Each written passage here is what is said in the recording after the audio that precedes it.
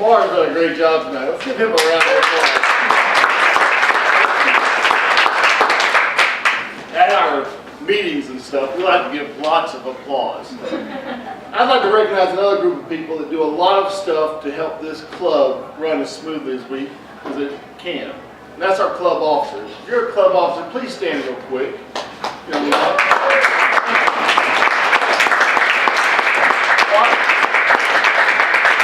While you stay standing.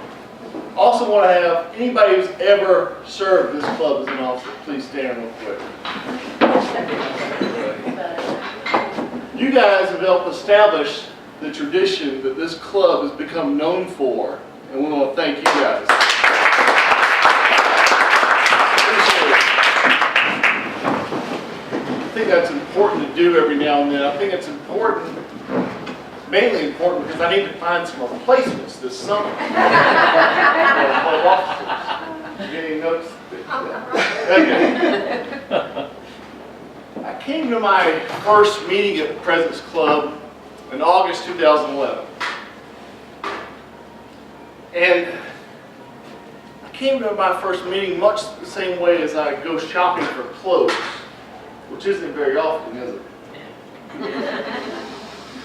But when I go shopping for clothes, all I want to do is just browse. I don't want to talk to the salespeople. If I see something I like, I'll know it. So when I came to the first, I'd heard about Toastmasters several years before, and I did an internet search and found the President's Club. When I came to that first meeting, I just wanted to sit in the back of the room and watch and see what happened. If I saw something I like, I would know it. If I didn't, it'd slip out the door without anybody seeing me. That's not the way this club works. People come up to you and engage you and say, "How are you doing?" Get to know, and they get to know you. See how they can help you understand what we do. That's what makes this club so special, so unique. Shortly after I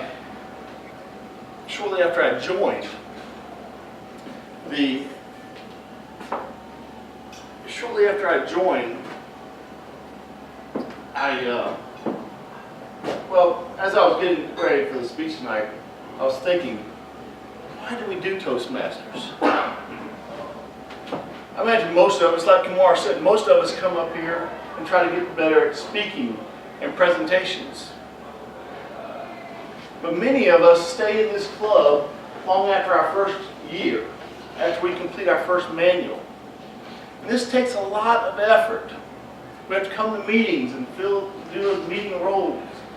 And we have to prepare our speeches and practice our speeches and get up here and give our speeches. I don't know of anybody who's required to be here. But this takes a lot of effort. And many of us keep coming. So why do we keep coming to Toastmasters? I'll tell you why I think. Because we get out of it. What we get out of it is worth what we put into it. Each of us have ultimately decided what we get out of it is worth what we put into it. I hope that's the case in a lot of areas in your life. Your family, your relationships, your career. Whatever you're doing, what you get out of it has got to be worth what you put into it.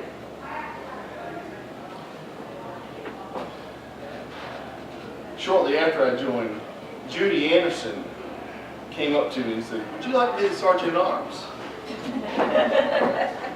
And I'll tell you, I was panicked. I didn't know what to think. I had two initial reactions. The first is, this is not a job I would volunteer for. I don't volunteer for much. My wife, Anna, she volunteers for everything. She gets awards for volunteering. You see, I was traumatized when I was in the Navy. When I was going through boot camp, the company commander would yell and scream at you all day long. And then one day he comes in there all nice and says, "Hey guys, I need 2 volunteers." I'm thinking, this is my chance to impress him. I'll raise my hand. The guy next to me, he said, "Oh, okay, I'll raise my hand." He says, "Oh great, you 2 guys, come with me. And bring your toothbrushes. You just volunteered to clean toilets." That's when I learned that Navy was actually an acronym. never again volunteer yourself. My other thought, when Judy asked me about Sergeant at Arms, is, what if I mess this up?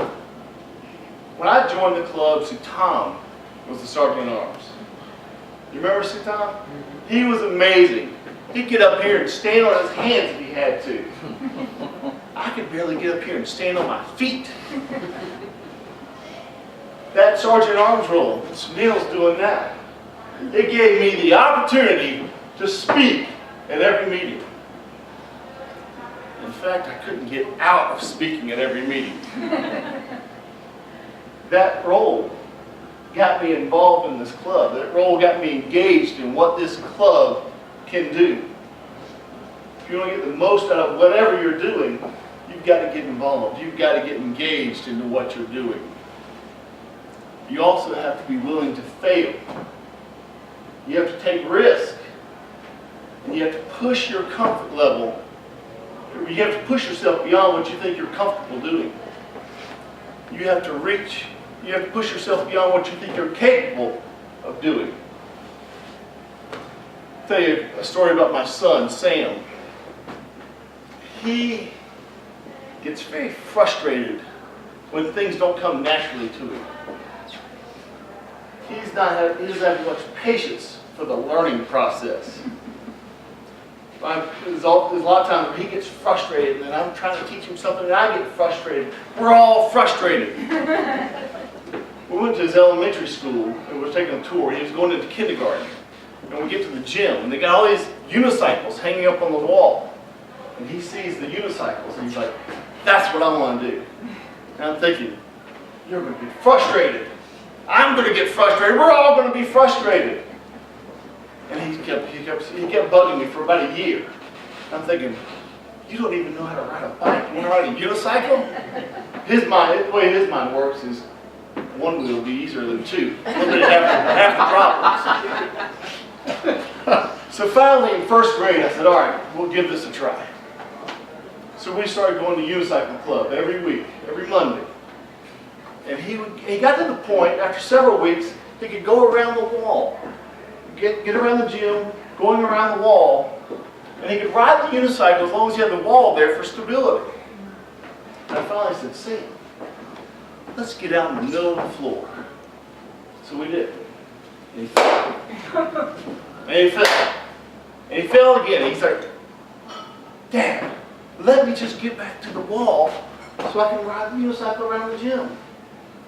I said, Sam, Malcolm Gladwell says if you want to be an expert at something, you got to try it 10,000 times. He says, Dad, I don't want to be an expert. I just want to ride the unicycle.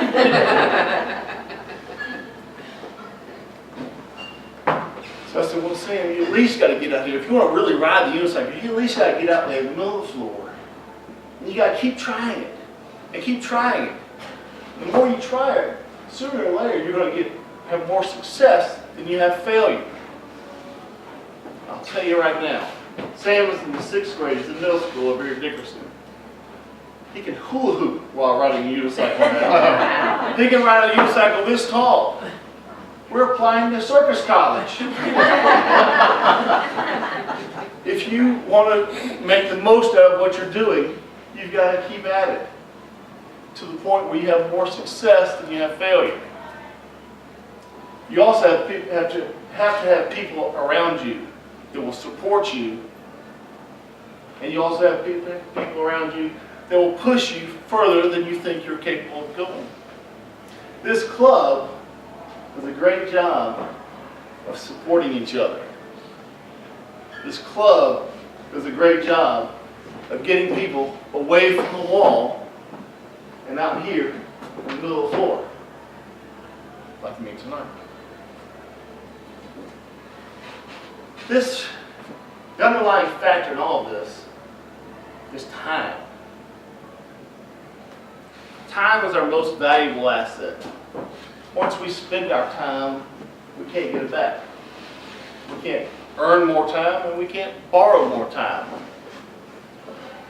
So whatever we're doing, we have to make sure it's worth our time, the time that we spend. tell you another story about Sam. Sam got, this past Christmas, he got a Lego set for Christmas. He doesn't like to admit that he's much like his middle-aged father, but he's got a little bit of an engineering gene in him. And one of the things that comes naturally to him is putting together Legos. He doesn't need my help putting together Legos. Well, he got this 1,200-piece Lego set, big Star Wars contraption. And he sat down there for a couple of hours putting this thing together.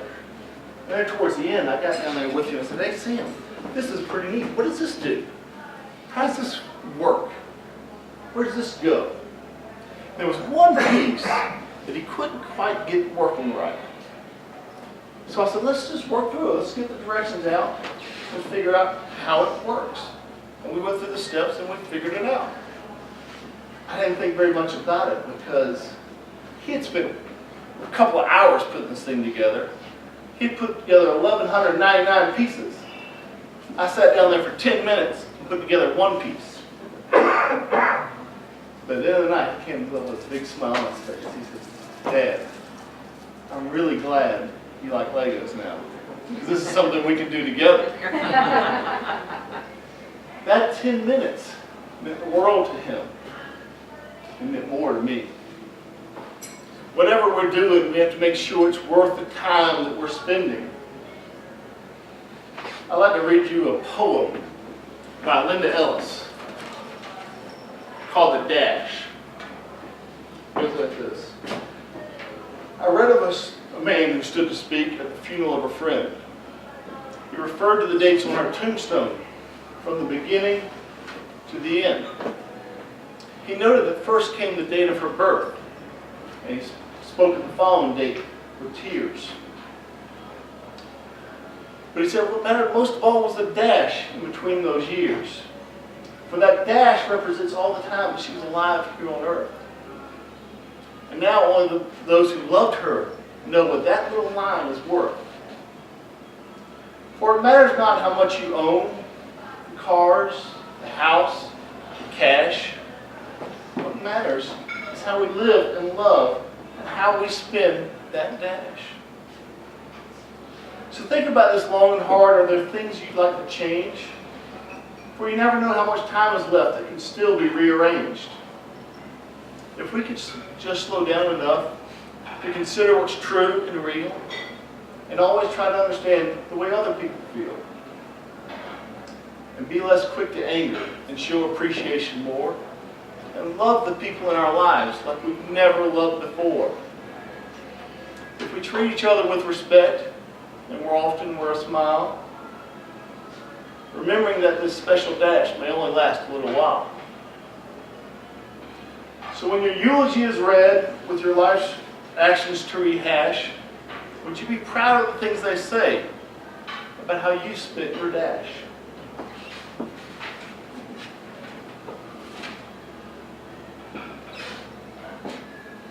The dash on our tombstone is about how we influence the people in our lives. The dash is made up of a lot of segments in our lives.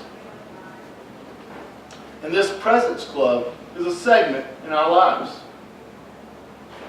This experience that we share together is a small piece of who we are. If we make the most of this experience, we have a huge influence on our entire dash.